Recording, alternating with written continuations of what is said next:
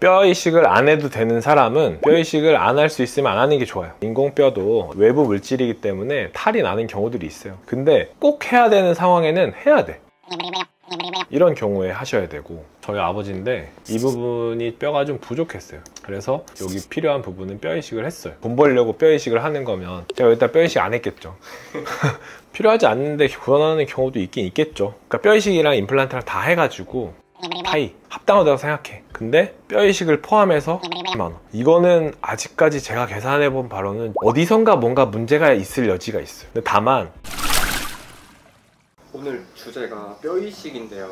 이거 뼈 이식 꼭 해야 되나요? 너무 비싼데 진짜 꼭 필요한가요? 이런 댓글 엄청 많다. 실제로도 의심을 하시면서 좀 오시나요? 환자분들 중에서 상담을 몇 군데 받고 오신 분들은 질문이 그거예요. 나 뼈 이식 해야 되냐? 뼈 이식 없이 할 수 있냐? 이런 걸 막 먼저 물어보시는 분들이 계셔요. 그런 분들이 꽤 있어요. 근데 그 사람들이 실제로 뼈 이식이 궁금한 걸까요? 저는 본질적으로 그게 아니라고 생각해요. 본질적인 문제는 그냥 임플란트 비용이 얼마냐, 이게 문제라고 생각해요. 그분들이 뼈 이식 비용을 계속 코치코치 뼈 이식을 해야 되냐 말아야 되냐 묻는 거는, 요즘에 이제 뭐 임플란트 수가가 임플란트 얼마 이런 식으로 이제 광고라든지 마케팅이 하고 병원에서도 이제 이야기를 하기 때문에, 예를 들면 뭐 임플란트가 뭐 50만 원인데 뼈 이식은 30만 원이다. 그러면은 그냥 임플란트랑 뼈 이식 포함하면은 뭐 80만 원이잖아요. 환자분 입장에서는 비용을 덜 내고 싶으니까 뭐 그런 게 있지 않을까요? 그러니까 본질적인 건 저는 비용이라고 생각해요. 근데 간혹 극히 일부의 환자분들이 나는 내 몸에 이물질이 들어오는 게 너무 싫다. 그러니까 나는 임플란트를 막 200만 원 내고 해도 상관없으니까 뼈 이식을 하기 싫다. 이런 분들이 있어요. 그러니까 그런 분들은 존중해요. 그러니까 그런 거는 본질적으로 이물질이 들어오는 게 싫은 분들은 이해하는데, 그게 아니라 대다수의 뼈 이식을 물어보시는 분들은 본질적인 문제는 비용이라고 생각해요. 딜레마는 그런 거예요. 어떤 A라는 원장님이 정직하고 똑똑해 보이고 찾아갔어. 근데 그분은 임플란트가 뼈 이식을 안 해도 100만 원이야. 근데 강남에 병원을 갔어. 임플란트는 38만 원인데 뼈 이식은 30만 원, 68만 원이 나왔어. 거기서 이제 딜레마가 오시는 거예요. 나는 이 사람한테 하고 싶은데, 근데 뼈 이식을 한 강남보다 이 사람이 비싸. 그래서 이제 여기서 딜레마가 오는 거죠. 인공뼈가 내 몸에 들어오는 게 진짜 싫으신 분들은 100만 원 내고 거기 가서 하겠죠. 근데 이제 비용이 진짜 문제인 분들은 강남 가서 하는 사람들도 꽤 있다 이거죠. 결국 뼈 이식을 하면은 좋은지 안 좋은지를 일반 환자 입장에서는 제대로 알 수가 없잖아요. 뼈 이식을 하면 안 좋은 건가요? 뼈 이식을 안 해도 되는 사람은 뼈 이식을 안 할 수 있으면 안 하는 게 좋아요. 왜냐면은 그 인공뼈도 어쨌든 우리가 의료적인 처리를 다 했다 하더라도 내 몸이 아니기 때문에, 외부 물질이기 때문에 탈이 나는 경우들이 있어요. 진짜 수술을 잘하는 의사들도, 대학병원 교수님들도 임플란트는 문제가 없는데 뼈 이식을 해서 만들어 놓은 인공뼈가 감염에 취약해가지고 염증이 생긴다든지, 아니면은 그 뼈 이식을 해놓은 게 뭔가 자극을 받아가지고 탈이 난다든지, 그런 것들도 탈이 나는 수 있거든요. 안 할 수 있는 상황이면 안 하는 게 좋긴 해요. 근데 꼭 해야 되는 상황에는 해야 돼. 꼭 해야 되는 상황인데도 나는 뭐 비용 때문에, 아니면 나는 내 몸에 이물질이 들어가는 게 싫어서 거절, 뭐 거부, 꼭 해야 되는 상황은 해야 됩니다. 그러면 그런 상황들은 어떤 상황들이 있을까요? 예를 들면은 치주염이 너무 심해, 아니면 임플란트를 했던 곳이 뼈 손실이 너무 심해, 그래서 도저히 이거는 뼈 이식이 없이는 임플란트가 불가능해. 이런 경우에 하셔야 되고, 그 다음에 환자분이 원하셔서, 아니면은 수술을 나는 2번, 3번 하기 싫다, 아니면 몇 달 뒤에 난 출국해야 된다, 그러니까 빨리 임플란트를 하고 싶다, 그런 사유로 발치하면서 즉시 임플란트를 하는 경우들이 있어요. 근데 그러면은 이를 뺀 구멍은 이만한데 임플란트가 그거보다 작은 경우에 한 1, 2mm 정도까지는 뼈 이식이 없어도 뼈가 차는데, 이 뺀 자리와 임플란트 사이에 그 간극이 막 2, 3mm 이상이 되면은 인공뼈 이식을 해줘야 돼요. 그런 거를 스캐폴드라고 하는데, 그러니까 인공뼈를 넣었다고 해서 인공뼈가 다 뼈가 되는 게 아니라 걔네들이 부피를 유지해줘요. 부피를 유지를 해주면 그 사이에 피가 들어오면서 새로운 뼈랑 인공뼈랑 결합하면서 이제 뼈가 단단해지는 거거든요. 그런 거를 해주기 위해서는 인공뼈가 그럴 때는 필요해. 그리고 뭐 앞니 임플란트 같은 경우를 하는데, 앞니가 너무 뼈가 얇아. 그런 경우에 뭐 임플란트를 심은 다음에 뼈 이식을 좀 해줘야 돼요. 왜냐면은 사람이 여기서 말을 하면은 앞니는 움직일 때 잇몸의 근육이 꽤 세기 때문에 치아를 막 누르거든요. 그러면은 뼈가 흡수돼요. 처음에는 괜찮아 보여도 임플란트가 노출되는 경우들이 있어요. 그렇기 때문에 앞니는 인위적으로라도 인공 뼈 이식을 해주는 경우들이 있어요. 아니면은 또 상악동 거상술을 할 때 옆으로 접근해서 뼈 이식을 진짜 많이 하는 수술이 있어요. 그거는 막 내 뼈가 진짜 1, 2mm도 안 되게 얇은 분들, 뭐 2mm 뭐 이런 분들은 뼈를 진짜 많이 만들어줘야 돼요. 그래야지 임플란트가 들어가는 최소한 그 직경의 부피를 유지해 줄 수 있거든요. 이런 경우에는 무조건 해주셔야 돼요. 그럼 필요하지 않는데 굳이 권하는 그런 경우도 있을까요? 필요하지 않는데 권하는 경우도 있긴 있겠죠. 왜냐면은 임플란트 수가가 너무 싸기 때문에 요즘에 막 강남에 막 20만원짜리도 30만원짜리도 나오는데, 그러니까 저는 그렇게 생각해요. 그러니까 뼈 이식이랑 임플란트랑 다 해가지고 뭐 한 60만원에서 뭐 100만원 사이는 합당하다고 생각해. 다 해서. 근데 뼈 이식을 포함해서 30만원, 뼈 이식 포함해서 40만원, 이거는 아직까지 제가 계산해본 바로는 좀 어디선가 뭔가 문제가 있을 여지가 있어요. 너무 수가가 낮아. 뼈 이식 포함 뭐 30만원, 뼈 이식 포함 40만원, 이거는 문제가 될 여지가 있지 않을까 싶어요. 근데 다만 하나짜리가 아니라 예를 들면 막 위에 전체 다 해가지고 10개를 심어요. 10개를 심어서 뭐 30만원 곱하기 10개 해가지고 300, 아니면 뭐 40만원 곱하기 10개 해서 400, 뭐 이런 식으로 받는 거, 4,500만원 받는 거는 그럴 수 있다고 생각해요. 왜냐면은 하나 심을 때랑 10개 심을 때랑 시간이 10배 걸리는 게 아니거든요. 어쨌든 의사들이 중요한 건 시간이니까. 근데 하나를 심는다 기준으로 했을 때 뼈 이식이 진짜 해야 되는 케이스인데도 뼈 이식 포함해서 뭐 30만원, 뼈 이식 포함해서 40만원, 이거는 어딘가 뭔가 구조적으로 뭐가 문제가 나중에 되지 않을까 싶긴 합니다. 아직까지. 그거 원가랑 이런 거? 네, 원가나 이런 걸 계산해 봤을 때. 왜냐면은 원가라는 게 임플란트 기둥 가격, 뭐 뼈 이식 가격, 지대주 가격, 크라운 가격, 이건 진짜 원가고, 그 다음에 의사의 인건비, 직원의 인건비, 월세, 그 다음에 추후에 AS 할 그런 거에 대한 것들을 포함했을 때 뼈 이식 포함해서 30만원, 뼈 이식 포함해서 40만원은 이건 아직 과도하다, 뭔가 문제가 될 여지가 있다. 그러면은 수가를 낮추려면 어떻게, 이건 그냥 제가 궁금해서.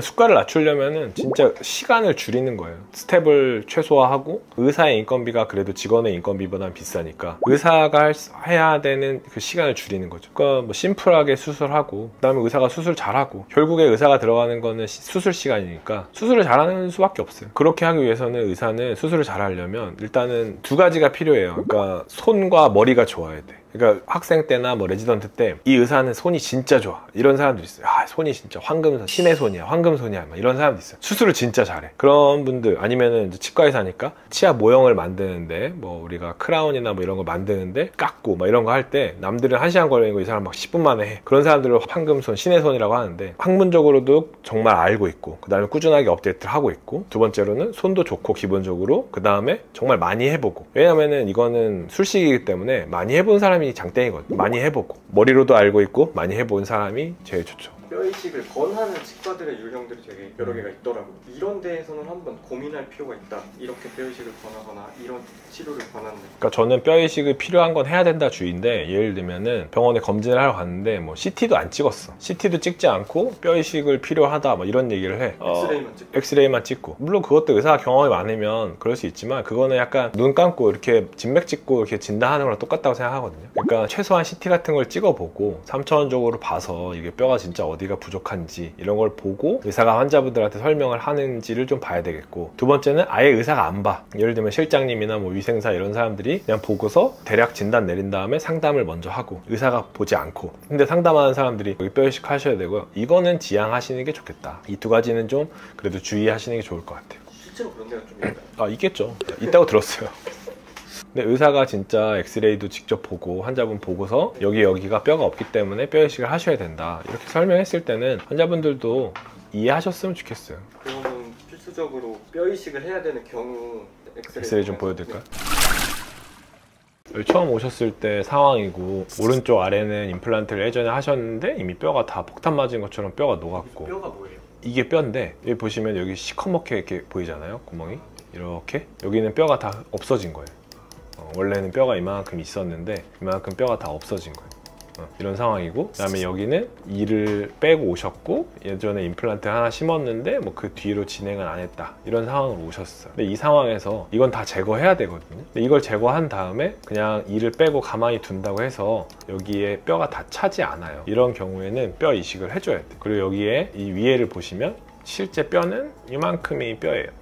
이만큼만 뼈예요. 임플란트에 들어가기에는 높이가 좀 부족해. 여기서부터 이만큼은 이건 상악동이라고 해서 공기구멍이거든요. 여기다 이렇게 상악동 거상술이라는 걸 해줘야 돼. 근데 근데 그럴 때는 뼈가 좀 필요하다는 거죠. 그래서 여기 보시면 임플란트를 다 제거한 다음에 여기다가 이제 뼈 이식을 한 상태예요, 1차적으로. 그리고 나중에 시간이 지났을 때 뼈가 점점 그래도 좀 단단해지고 이런 상황이고, 여기서 이제 임플란트를 심은 거죠. 여기다가 뼈를 먼저 만들어 놓고, 그 다음에 여기 같은 경우도 지금 보시면 이렇게 하얀 선으로 보이는 게 상악동 거상술을 하면서 들어 올린 다음에 뼈를 집어 넣었고, 여기 하얗게 보이는 것들이 뼈예요. 그리고 임플란트가 들어간 거죠.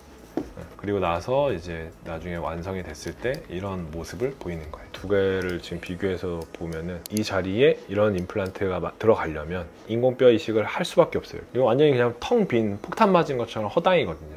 그럼 제가 어떻게 서 있는 거예요? 지금 얘는 어떻게 서 있냐? 세 개를 연결해 놨거든요, 머리가. 요거 하나 때문에 얘네들이 서 있는 거예요. 요거 하나 때문에. 엄청 흔들리겠네요. 흔들리죠. 이거는 지금 엑스레이엔 괜찮아 보이지만 실제로는 흔들려요. 보시면 여기도 이렇게 상악동 거상술이라는 걸 해서 뼈를 만들어주고 임플란트를 심는 거죠. 이건 저희 아버지인데, 이는 예전에 하나 빼셨고 이렇게 쓰시다가 옛날에 신경치료한 치아인데 여기 이쪽에 뼈가 녹기 시작했어요. 그리고 이제 씹을 때 이제 아프시다고 오셨어요. 약간 저는 금이 갔다고 판단을 했어요. 그래서 이제 이 치아를 뺐어요. 그래서 빼고 웬만하면 이 부분을 뼈 이식 없이 수술을 해보려고 했는데, 이를 뺀 자리가 자연적으로 뼈는 어느 정도 차는 경우도 있지만 뼈가 다 안 차거든요. 그래서 실제로 수술을 하려고 열었을 때 이 부분이 뼈가 좀 부족했어요. 그래서 임플란트 2개를 심고 여기 필요한 부분은 뼈 이식을 했어요. 그래서 그 다음에 지금 이제 보철하려고 기다리고 계셔요. 왜냐면 이건 제 아버지거든요. 저희 아버지한테 이를테면 뼈 이식이 없는 게 진짜 좋은데 어거지로 돈 벌려고 뼈 이식을 하는 거면 제가 일단 뼈 이식 안 했겠죠. 필요하니까 하는 거예요. 그리고 하나 또 보여드리면, 대학병원에서 이를 뺐는데 자기는 진짜 뼈 이식하기 싫다, 비용 때문에. 그렇게 오셨어요. 근데 말씀을 드렸어요. 제가 뺀 게 아니라 대학병원에서 뺀 거라서 뭐 실제로 열어본 건 아니지만 엑스레이만 봤을 때 여기에 염증이 진짜 심했을 것 같고, 제가 몇 달 더 기다려 보겠지만 뼈 이식을 해야 될 가능성이 크시다 말씀드렸고, 일단 그것까지 오케이 하셨어요. 그래서 한참 더 기다린 다음에 수술을 했어요. 수술을 하러 들어가서 열어보니까 여기 보시면은 이렇게 구멍이 뼈가 안 찼죠. 그 다음에 여기도 뻥 뚫려 있었어요. 그러니까 실제 뼈는 이만큼만 뼈고 여기는 다 구멍이 뻥 뚫려 있는 거거든요. 이 상황에 그냥 임플란트만 딱 심어놓고 나오면 여기 다 뼈 녹아요. 그렇기 때문에 설명드렸고 동의하셔서 여기다 이제 뼈를 쭉 집어넣고 꼬맸어요. 그래서 수술을 했거든요. 이런 경우는 무조건 뼈 이식을 해야 되는 케이스인 거예요. 단순하게 이를 뽑은 경우는 알아서 시간이 지나면 뼈가 차는데, 그러지 않은 경우들이 있어요. 근데 반대로 뼈 이식 없이 수술한 경우 하나 보여드리면, 이분 같은 경우는 그냥 여기 이를 예전에 뺐다고 하고 오셨어요. 실제로도 이렇게 뭐 치유가 잘 됐고 연세가 많지만 뼈는 잘 찼어요. 그래서 이런 분들은 그냥 단순하게 심플하게 뼈 이식 없이 바로 그냥 수술하는 거예요. 이런 분들은 뭐 뼈 이식 안 해도 돼요.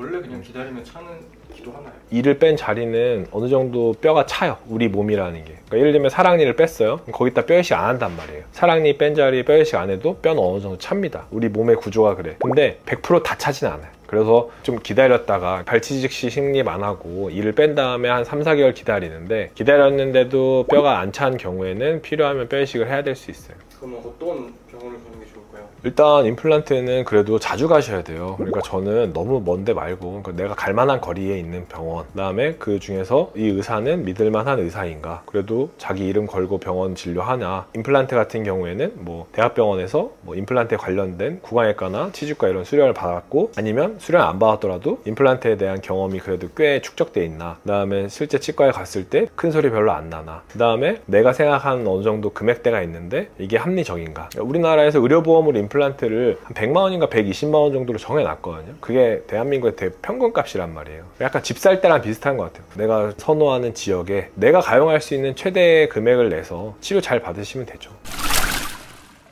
좀 정리를 해보면, 뼈 이식 논쟁은 임플란트 저수가로 인한 진짜 촌극이라고 생각해요. 왜 그러냐면, 같은 임플란트를 쓰고 같은 의사가 수술한다고 모든 환자분들의 난이도가 다 같은 게 아니거든요. 그러니까 그런 면에 있어서 어떤 사람은 어려운 수술이 될 수 있고 어떤 사람은 쉬운 수술이 될 수 있어요. 근데 가격을 일원화하기 때문에 이런 문제가 생기는 거거든요. 환자분들이 임플란트 수가라는 건 치료 난이도까지 포함된 술식이라고 생각하시면 좋겠어. 근데 환자분들이 확 와닿지는 않을 수 있는 거는 이해해요. 왜 그러냐면, 전 사랑니를 많이 뽑으니까 어떤 분들은 같은 매복 사랑니인데 5분도 안 돼서 나올 만한 케이스들이 있고, 어떤 거는 1시간이 걸릴 케이스들이 있어요. 근데 우리나라 법상 치료비는 똑같아요. 사실 이거 말이 안 되는 거거든요. 근데 그런 맥락에서 환자분들은 그런 걸 많이 경험해 봤잖아요. 치료비라는 거는 사랑니 빼는 거면 그 가격이 똑같아야 되는 거 아니냐. 예를 들면 라식 수술을 해야 되는 거는 그냥 정액이어야 되는 거 아니냐. 이렇게 생각할 수 있지만 병원 입장에서는 이게 난이도가 다 다를 수 있다는 거죠. 게다가 이제 이거는 이제 비급여 진료잖아요. 급여 진료가 아니고, 급여 진료는 법에서 나라에서 딱 일정으로 그냥 정해버린 거지만, 비급여 진료는 의사 입장에서는 어떻게 보면 난이도 지수를 할 수 있는 거거든요. 피디님이라면은 환자분은 난이도가 높아서 돈을 좀 더 내셔야겠어요 이러면은 그 받아들일 수 있어요? 받아들이죠. 그죠? 속상하죠. 못 받아들이잖아. 짜증나죠. 짜증나잖아. 거짓말 치는 것 같고. 예를 들면은 저희 임플란트는 뭘 써도 상관없는데요, 피디님은 너무 난이도가 높아서 얼마입니다. 그 다음에 둘이 같이 왔어. 친구랑 같이 왔는데 이분은 너무 쉬워요. 30만 원이에요. 피디님은 똑같은 임플란트고 제가 똑같은 사람이 할 거예요. 근데 난이도가 어려워요. 100만 원이에요. 이러면 받아들일 수 있어요? 못 받아들이죠. 그러니까 어떻게 보면은 그런 거를 의사들은 뼈이식이라는 표현을 하는 걸 수도 있다고 생각해요. 예를 들면 그런 거야. 열쇠 따주는 분이 있어요. 잃어버린 열쇠를 따주러 왔어. 근데 열쇠를 딱 따주는데 3초 걸렸어. 근데 막 10만 원 달래. 그거 되게 많잖아요. 그런 거 많잖아요. 근데 만약에 30분 걸리면 그게 잘하는 겁니까? 그건 아니잖아. 어쨌든 이거는 시간을 사는 거라고 생각해요. 그러니까 저는 치과 의사로서 좀 회의감이 들 때가 있었어요. 그러니까 의사가 아니다. 그러니까 사람을 좀 치료하고 싶은데 약간 기술자 같은 느낌이 있었단 말이에요. 나는 충치 치료하고 뭘 깎고, 난 기술자 같은 느낌이 받아서 나는 아픈 사람을 치료하고 의사가 되고 싶은데, 이런 좀 슬픈 마음을 느꼈었던 적이 있는데, 한의사인 친구가 저한테 얘기를 했어요. 씹어먹는 거를 회복시켜주는 건 어마어마한 치료다, 이 얘기를 했단 말이에요. 근데 임플란트라는 건 어쨌든 씹어먹게 해드리는 거거든요. 앞니 같은 경우는 심미적인 거지만 대부분 어금니 쪽은 식사 못 하시는 거를 씹어먹게 해드리는 거란 말이에요. 그러니까 그거는 어마어마한 가치가 있다고 생각해요. 그러니까 치유되는 거죠. 치료하는 거. 그 다음에 기능을 회복하고 내가 건강하게 식사를 잘해서 잘 먹어야지 몸이 건강해지잖아요. 그러니까 내 건강을 회복하는 가치를 부여하는 거죠. 그런 의미로 주셨으면 좋겠어요. 정말 막 자동차 어디 접촉사고 나가지고 페인트 칠하고 떼우고 범퍼 갈고 이런 게 아니잖아요. 그러니까 본인의 몸을 뭔가 자동차 부품 수리하는 것처럼 느끼시지 않았으면 좋겠어요.